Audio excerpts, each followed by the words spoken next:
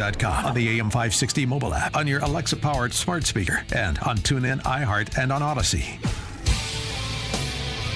Don't miss Dan Proft going head-to-head with Juan Williams on Tuesday, April 25th at Beyond the Talking Points. Get your tickets today at 560theanswer.com/beyond. Top of the morning, Dan and Amy. We brought you this coverage of the Adam Toledo, Eric Stillman matter at the beginning of yesterday's show, but we're going to do so again now because we're going to be joined by Chicago FOP President John Cantanzara to discuss it. This is Leah Hope reporting for ABC 7 News. She sat down with the Toledo family to get mom and aunt and sister's reaction to the push by interim Chicago Police Superintendent Eric Carter to have Eric Stillman fired. Eric Stillman, again, the police officer who gave chase to Adam Toledo, and when he turned with a gun, shot and killed Adam Toledo, chasing him after he had been sport shooting at vehicles in Little Village. Here is the coverage, and I put that in quotation marks, by Leah Hope and ABC 7. That's just one more step to getting justice for my son. He didn't deserve that. Hope came to us because now we see that someone's listening to what we're going through. A little bit of a relief, it brought us a little bit of hope, because it's like a sign towards justice for Adam. And a little bit more from Mom. We're all humans, but we have to be responsible of our actions. Sometimes it's just too much. But I have to speak for my son. I'm his voice now. He's not here to defend himself. And then as a reporter, I would have just said, well, are you holding yourself accountable for your actions? He was 13 years old. He was out with a 22-year-old gangbanger at 3 a.m. And does a 13-year-old who's shooting at other people, is he responsible for his actions? So that's one problem. Everyone always forgets how conflicts start. Everybody. It's just easy to forget. One problem is the lack of those follow-ups. Here's another problem with the coverage. This is Leah Hope's characterization of what happened that night. In March 2021, 13-year-old Toledo is seen on Chicago police camera video running away, then dropping what appears to be a weapon and raising his hands. Then, Officer Eric Stillman shoots the teenager in his chest. And that is just a complete misrepresentation of what we can clearly see on the video. She makes it sound like it was sequential. It was shot spotter, police officer gives chase, he turns around, raises his hands, then police officer shoots him. And that is a gross misrepresentation of what happened. And he didn't stop. I mean, the 22-year-old gangbanger, he stopped when police said stop, and Adam kept running with a weapon. So the question is, what is FOP going to do about it, and what are our Chicago residents going to do about it? Because that kind of agitprop makes Chicago less safe. It makes some Chicago residents more clueless, and it's not good. The only people it's good for are the lawbreakers. So I said yesterday, there is no reason that Chicago police, rank and file, you can't control the brass, but rank and file, should never talk to ABC 7 for any reason, and neither should Chicago residents. Stand in solidarity with Eric Stillman, who acted, as we talked with Rafael Manguel from the Manhattan Institute the other day, who acted heroically. He acted just as heroically as the officer who was shot and killed responding to a domestic. But since he wasn't shot and killed, now he's a bad guy who should be terminated. That if you want to even have a chance at police doing policing, you better stand with Eric Stillman. For more on this, FOP President John Cantanzara joins us. John, thanks for being with us. Appreciate it. Good morning, Dan and Amy. So what about FOP's response to that report? Not surprising is all I can say. Everybody chases the sensational story for ratings. To hell with the truth or reality, or the damage it does to the officer that they are willing to throw under the bus and run him over a few times. Doesn't this make it more dangerous for police officers who are out there today by pushing this false narrative? Well, I mean, we've been dealing with it for some time now, and this is just the latest incident where the false narrative keeps getting pushed forward. It makes the citizens less safe because, as Dan said, if this goes through and this kangaroo court called the police board ends up firing Eric Stillman and we have to fight it in the court system from there, that is just going to demoralize an already demoralized workforce, and that will transition to a less safe Chicago. There's the famous image of New York City police officers turning their back on Bill de Blasio.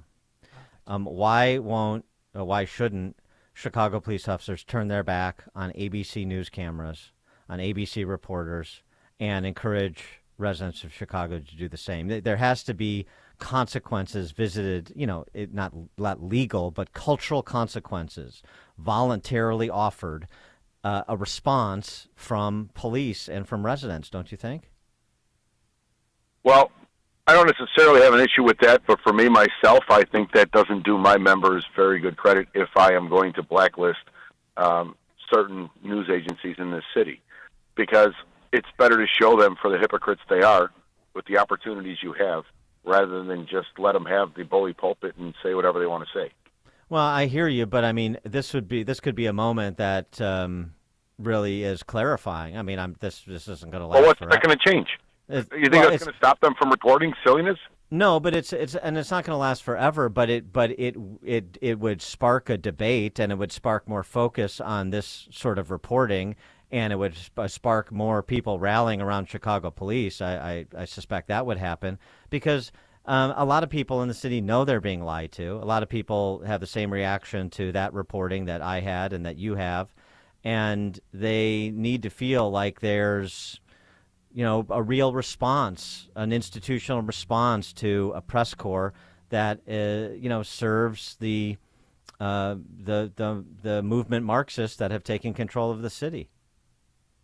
I understand that, but my thought has always been the best way to shut up a bully is to get in their face and prove them wrong. That's just kind of how I approach this all.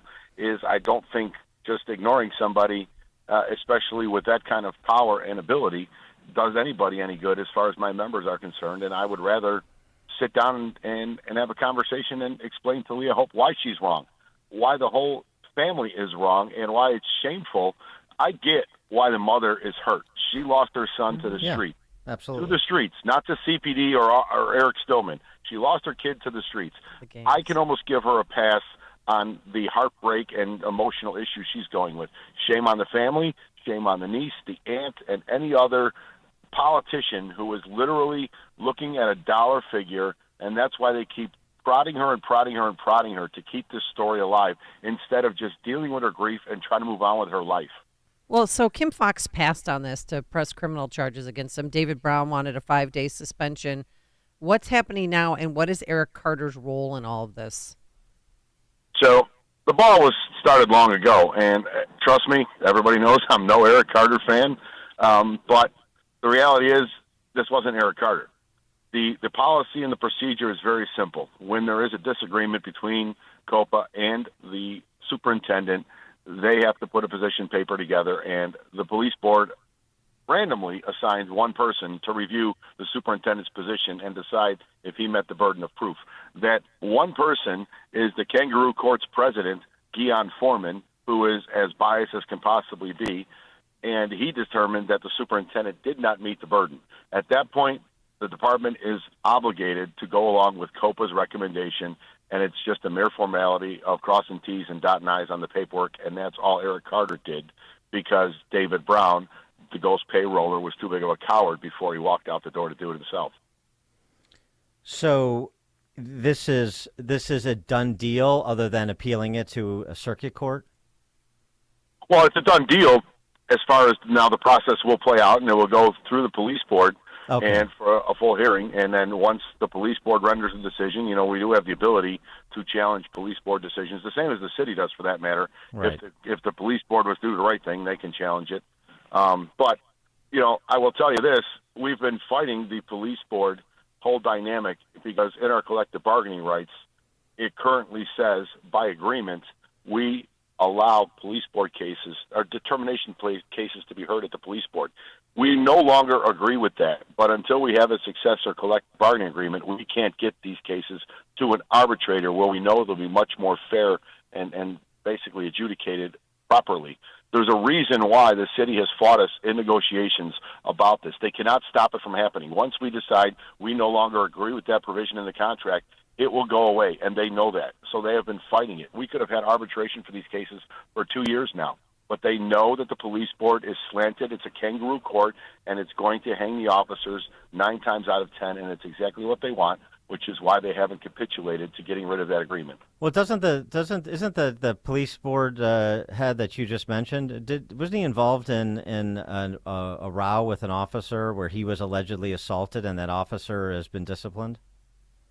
Yes, and you can go beyond that. One of the members of the, I mean, it's all kind of the same branches of one tree. The spokesperson for COPA, his father is on the police board, Reverend Michael Eady. I mean, his son is the spokesman for COPA. I mean, it's a joke. So you don't think there's inside information being passed back and forth? Like I said, it's been a kangaroo court for years now, and we have not gotten a fair shake in so long. It's disgraceful. And Deion Foreman's passed his 10-year limit as far as even being on the board of the police board. How's Officer Stillman doing? You know, Eric's clearly, you know, in a very bad place. This just doesn't go away. And again, he did everything textbook perfect, and he's still fighting first for his freedom, now for his job. And it's just ungodly that somebody who gave service to this country in the military and now to the people of this city is being subjected to this yet again. But I can tell you, this department and this membership is going to show up and show out for Eric Stillman like they have never for a police board case. I can guarantee you.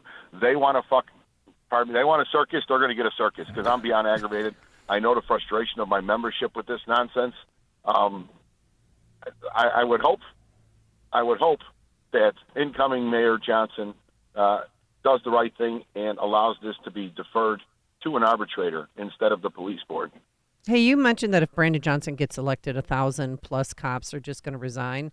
What's going on with that? Because he has he's mayor-elect right now. I mean, I can tell you his transition team doesn't bode well for the police department and the men and women working on it. So I think there's just a kind of hold your breath at this point and see what are the policies. Is there more rhetoric and campaign promises that were put out there, or are they actually going to transition into policies and procedures? That's the fear that I think I know our members have. So until we see who, number one, the 3 recommendations for superintendent are, and who ends up picking from them, that's going to be a big decision for a lot of these officers. And then what policies kind of trickle down from there. Has he solicited input from FOP for the superintendent search? Oh, yeah, and we're throwing a retirement party for Lightfoot, too. I just have to ask. Dan, that was such an Amy question. I know. You have to ask because I mean, it's an opportunity. I mean, look, I understand who Brandon Johnson is, and I have a pretty good understanding of what he's going to do and not do. But it doesn't mean there's not opportunities for him to go against script and surprise people and maybe calm some people down, and that could be one of them. I'm not saying he's going to choose it. I'm not expecting him to. I'm just saying, he could. I agree, and again, that's where I was talking about the bluster of campaigning as opposed to actual policy, and we'll see where it goes. But absolutely, I mean, I don't have to like Brandon. He doesn't have to like me. But the reality is the same dynamic it was with Lightfoot the day I walked in the door. You are obligated to work with us. I'm the leader of this union. He's the leader of this city. There is no way getting around that, no different than it was with her.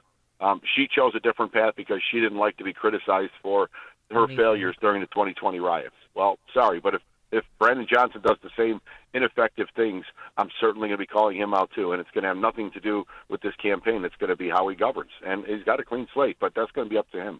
All right. Well, enjoy that Lori Lightfoot retirement party you're throwing. Yeah, can we invite us? Fair. Maybe you can bring the Columbus statues. Right at Compound Central. John Cantanzara, President, Chicago FOP. John, thanks for joining us. Appreciate it. Have a good day. Thanks. Thanks. You too. Always a pleasure. And he joined us on our turnkey.pro answer line. If you're talking about it, Dan and Amy are talking about it. It's Chicago's Morning Answer on AM 560. The Answer. Signature Bank is Chicago's fastest growing independently owned business bank. It's a bank that cares about your business and is invested in your success. I'm Dan Proft, and I know this because Signature Bank is my business bank. Hi, I'm Chris Johnson, CEO of Classic Cinemas and proud customer of Signature Bank. We are a local family-owned business that is known for free refills on all sizes of popcorn, soft drinks, and ices. With over 9,000 heated recliners in 16 locations, we marry the traditions of the past with today's state-of-the-art technology. Throw in a 30-minute guarantee and an after-movie mint, and you have the perfect night out. As we strive to make